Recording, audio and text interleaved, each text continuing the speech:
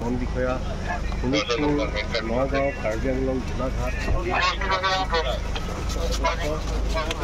আৰক্ষী বিষয়া বন বিষয়া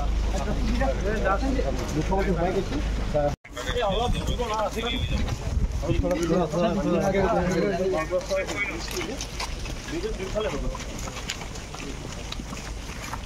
And now sir, we'll show you the footage of it.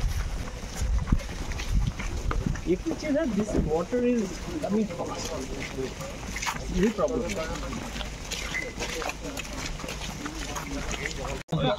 Don't তুমি মোক হেৰি কৰা ৰবা কি হেৰি মোবাইলটো ল'ব লাগিব মানে কি ল'ব লাগিব পোকে বাই দিব পাৰে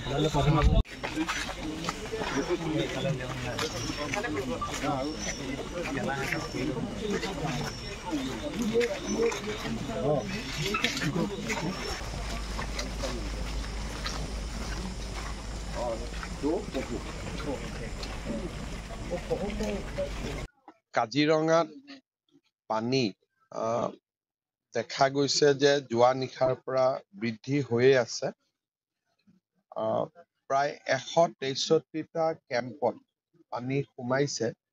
কিন্তু এতিয়ালৈকে কেম্পবিলাক আমি এবান্ডন কৰা নাই যদিও পানী সোমাইছে বনকৰ্মীসকলে তাতেই থাকি এতিয়াও নিজৰ কৰ্তব্য পালন কৰি আছে আমাৰ 9টা কেম্প মাত্ৰ আমি পানীৰ কাৰণে খালী কৰিবলগীয়া হৈছে জন্তুৰ দুৰ্ঘটনাত মৃত্যু হোৱাৰ প্ৰতি আশংকা কৰি গাড়ী মটৰৰ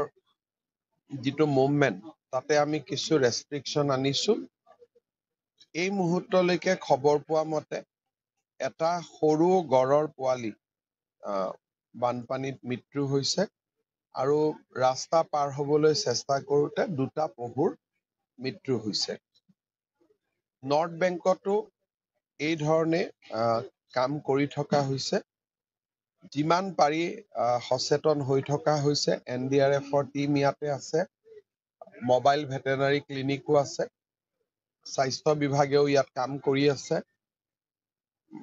আমি যিমান দূৰ পাৰো পৰিস্থিতিৰ সৈতে মোকাবিলা কৰাৰ বাবে চেষ্টা কৰি আছো মোৰ ধাৰণা যে যিহেতু ডিব্ৰুগড় যোৰহাট বা তিনচুকীয়াত আজি পানী কমিছে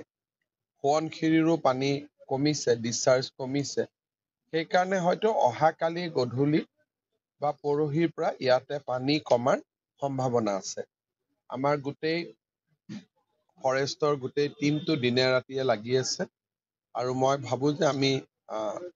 বন্য জন্তু হেওক মানুহকে হওক আমি বিপদৰ সময়ত সহায় কৰিবলৈ সক্ষম হ'ম